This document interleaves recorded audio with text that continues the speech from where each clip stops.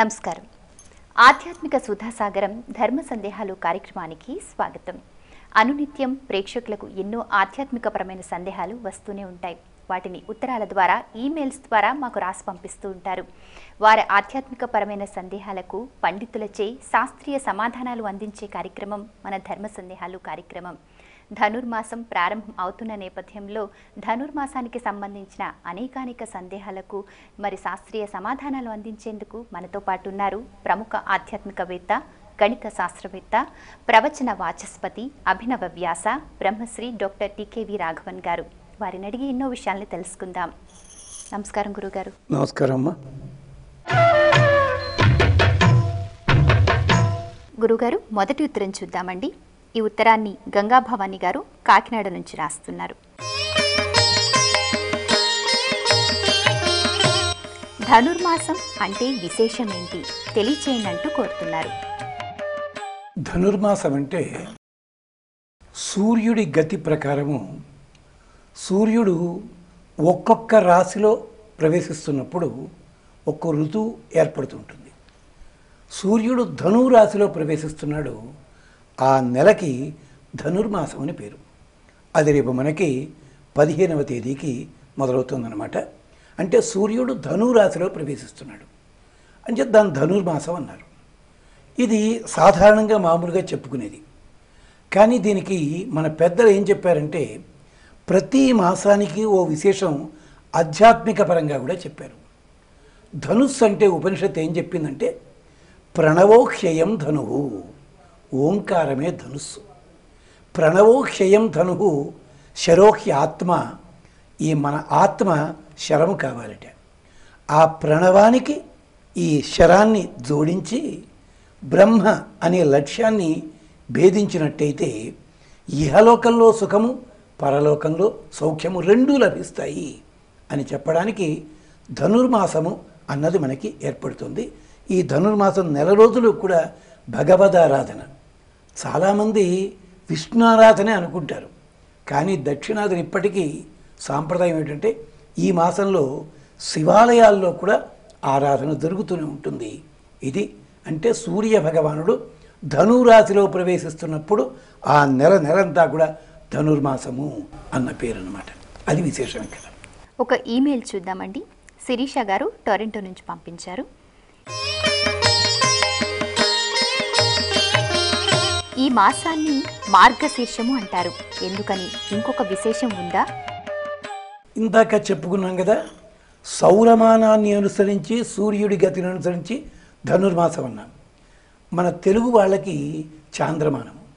అంచేత చంద్రుడు ఒక్కొక్క నక్షత్రముతో కలిసి ఉన్నప్పుడు వచ్చే పౌర్ణమి ఏ నెలలో ఉంటుందో ఆ నెల ఆ పేరుతో నడుస్తుంది. ఇక్కడ మృగశిర నక్షత్రంతో చంద్రుడు కలుస్తాడు. అంచేత మృగశిర సంబంధమైంది కనుక మార్గశీర్షము. ఇది విశేషం.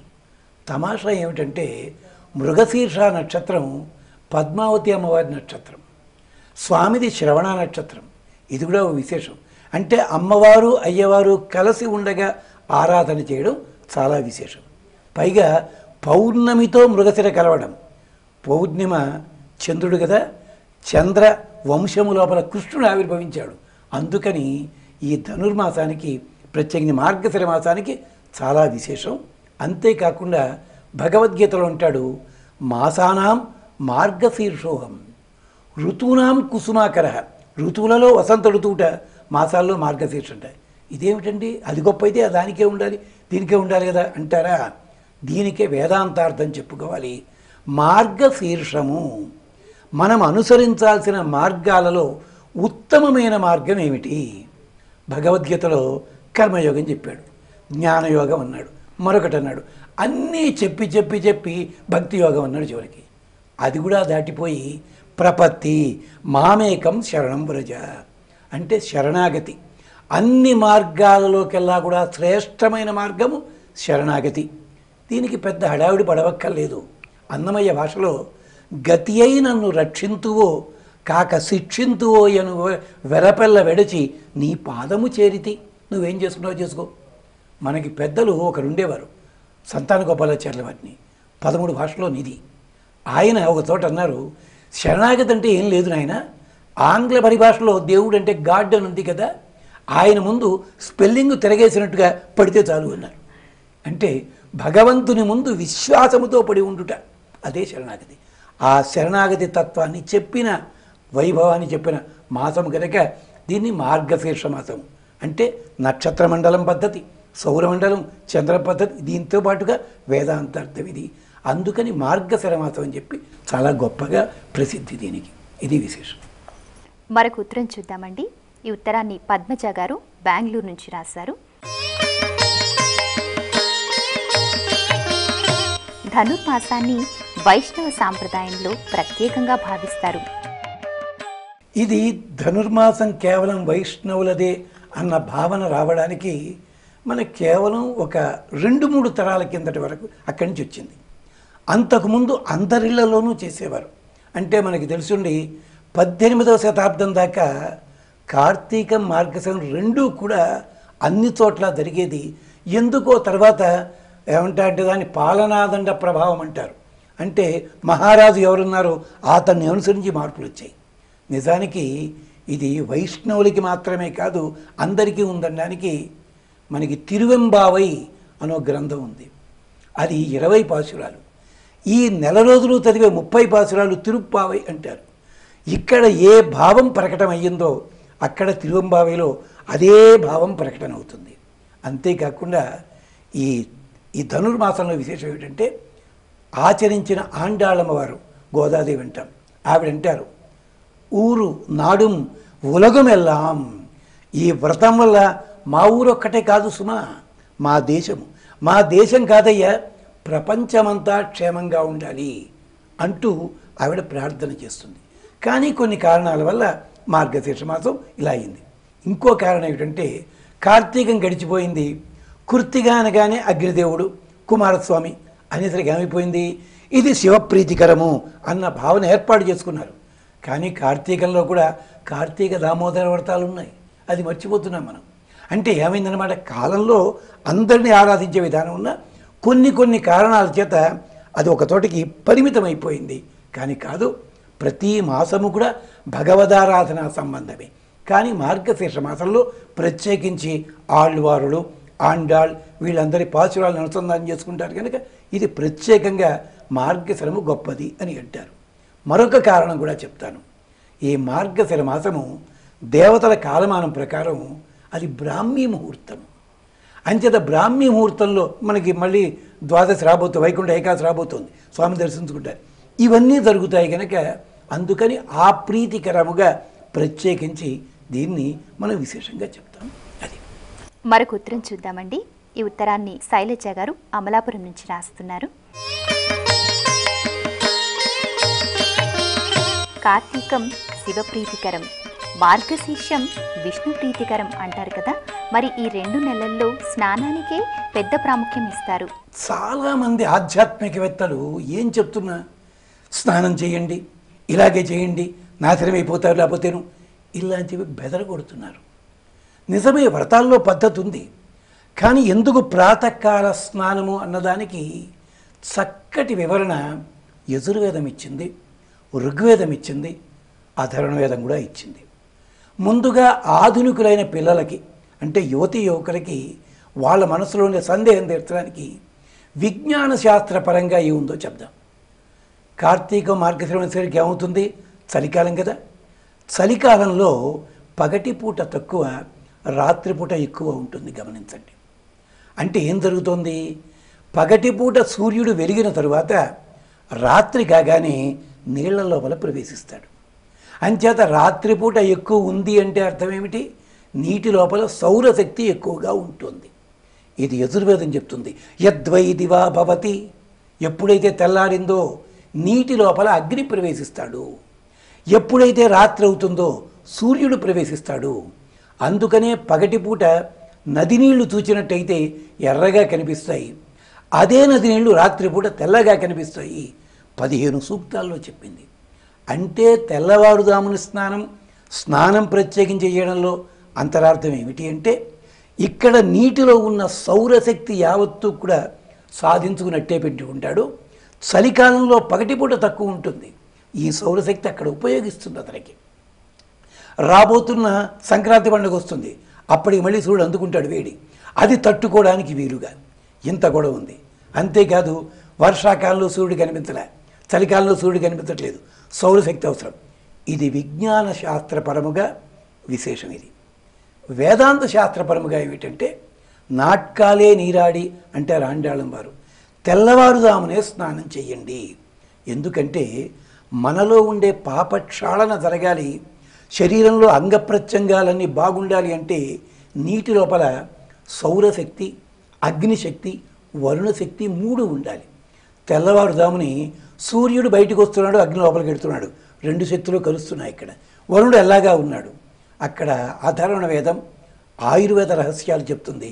ఈ సమయంలో ఎవరైతే స్నానం చేస్తారో వాళ్ళకి దంతసిరి, కంటిసిరి 2 ఉంటాయని చెప్పింది వేదం. అందుకని మన వాళ్ళు ప్రత్యేకించి పూజలు ఎక్కువగా చేసే సందర్భం ఉంటే తప్పనిసరిగా స్నానము చెయ్యండి, చేసి తీరాలి. వేదాంతపరమైన అర్థం చాలా లోతుగా సుమారు 700 మంత్రాల్లో చెప్పారు. అది మనకి సమయం చాలదు. అదనమాట. అంటే మనకి ప్రత్యేకించి పరమాత్మ తత్వాన్ని సేవించుకునే పూజల్లో స్నానం అన్నది మొదటి సన్నివేశము. తెల్లవారుజామున స్నానం చేయండి.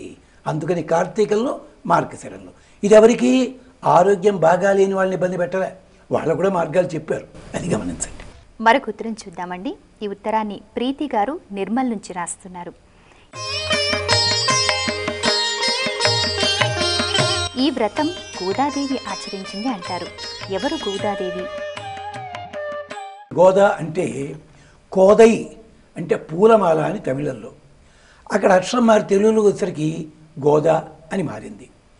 మనకి కలియుగ ప్రారంభంలోనే మన ఆళ్వార్లు చెప్పుకుంటుంటాం. విష్ణు చిత్తుల వారు అంటాం ఆయన్ని. ఆయన పాపం రంగనాథుడికి సేవలు చేస్తూ చక్కగా పూలలను ఇంత చేసుకుంటుండేవారు. ఆయనకి తులసివనంలో ఒక పాప దొరికింది. ఆ అమ్మాయిని అల్లారు ముద్దుగా పెంచుకున్నారు. ఎదుగుతూ వచ్చింది.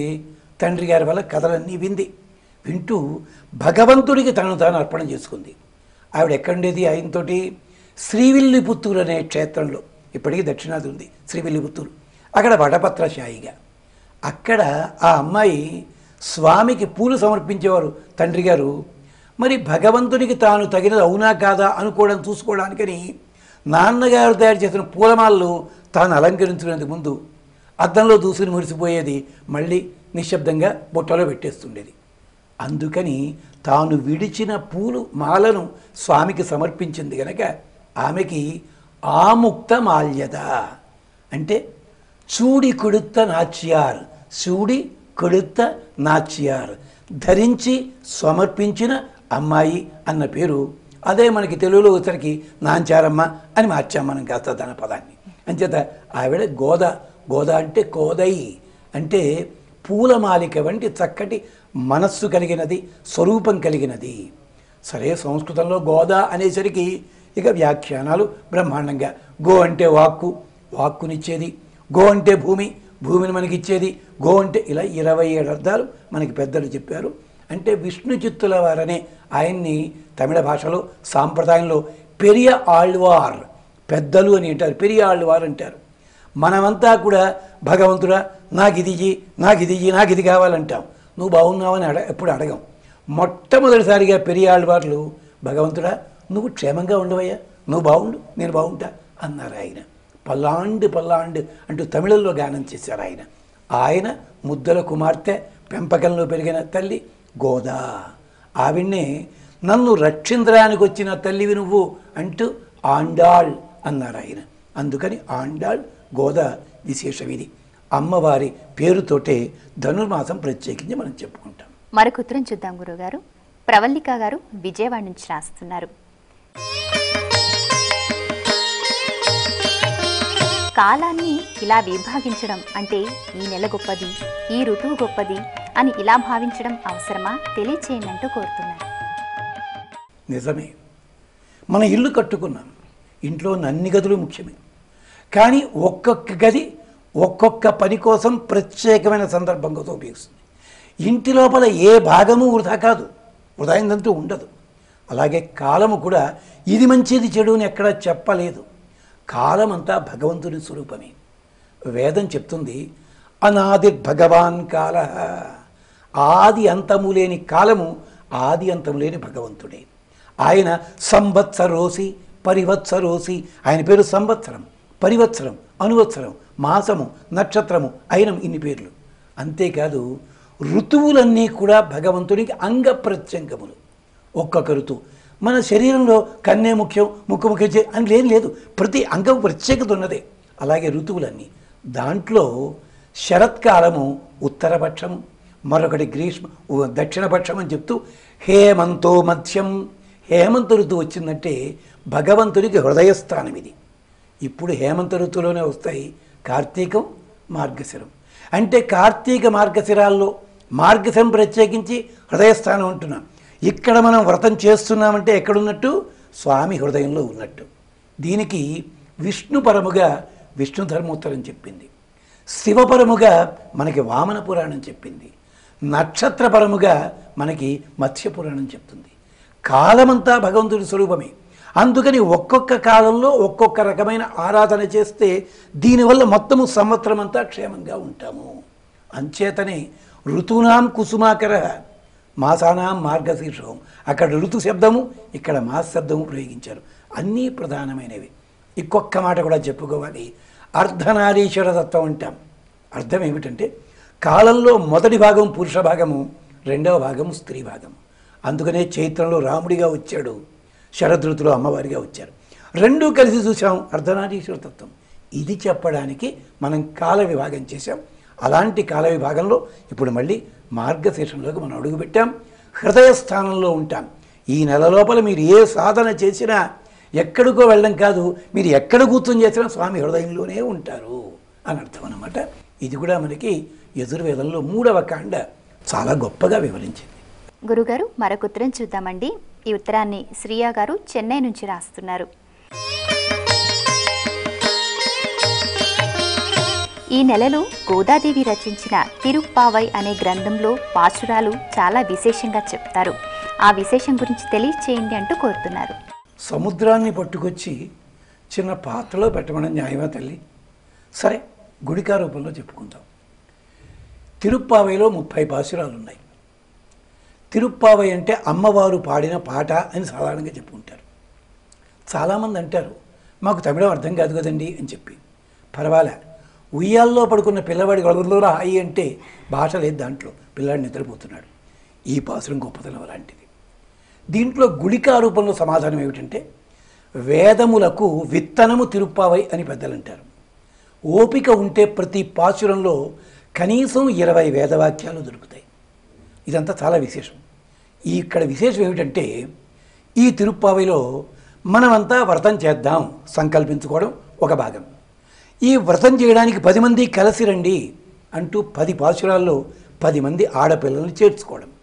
తరువాత వెళ్ళేటప్పుడు అక్కడ క్షేత్రం దగ్గరికి వెళ్ళి, భవనం దగ్గరికి వెళ్ళి భగవంతుని ప్రార్థించి స్వామి నువ్వు లేచి రావయ్యా, మమ్మల్ని రక్షించు అని ప్రార్థన చేయడం ఒక భాగం.